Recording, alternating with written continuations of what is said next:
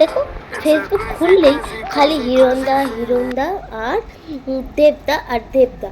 তো চলো আজকের এই নিয়ে ভিডিওটা বানিয়ে নেওয়া যাক। আর যেটা উচিত, দেবদা নাকি হিরণদা? रुको जरा सबर करो। এই guys, welcome back to my Facebook page cute Swapna Ojha. তো চলো আরও একটা এটা ব্লগ বলবো না, মিনি ব্লগও বলবো না, আর একটা ভিডিওতে তোমাদের সবাইকে ওয়েলকাম জানাই। আর আজকের ভিডিওটা আমার চ্যানেলে একদম মানে অন্য রকম হতে চলেছে, জাস্ট অন্য রকম মানে অন্য রকমই। তো না দেখলে তোমরা বুঝতে পারবে না, তার জন্য স্কিপ না করে পুরো ভিডিওটা দেখো। আর এটা আমার চ্যানেলে কিন্তু এই ভিডিওটা প্রথম এসছে। তো দেখো, একটা জিনিস আমি তোমাদের সাথে শেয়ার করছি।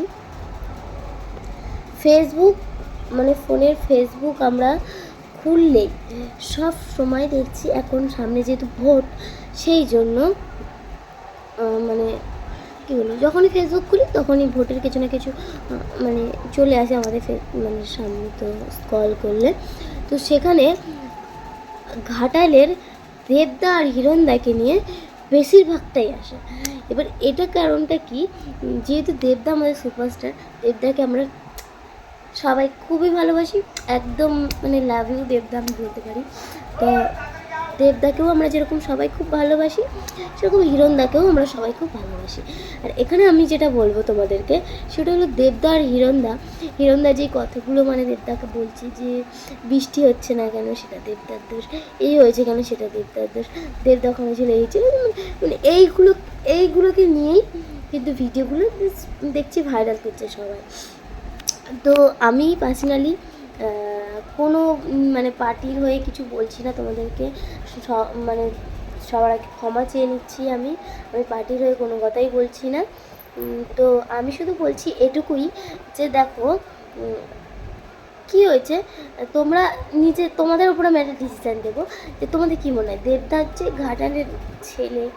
ঘাটালের ছেলে বলো, আর দেবদা সবার মনে মনে জায়গা করে নিয়েছে, হিরণদাও সবার মনে জায়গা করে নিয়েছে, শুধু হিরণদার বাড়িটা ওখানে না।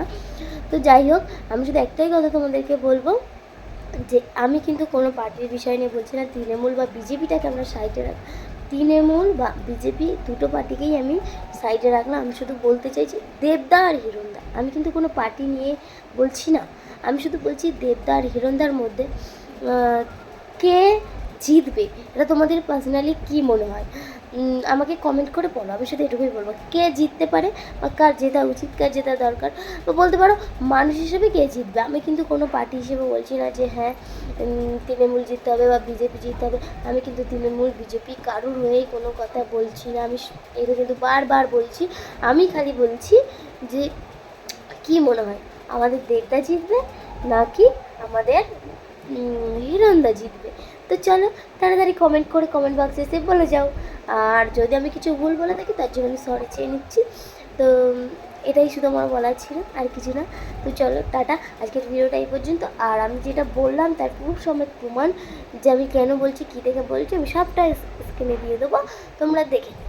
চলো টাটা, আজকের ভিডিওটা এই পর্যন্ত। ভালো লাগলে প্লিজ লাইক কমেন্ট শেয়ার করে দিও, আর পাশে থাকা বেল আইকনটি প্রেস করে আমার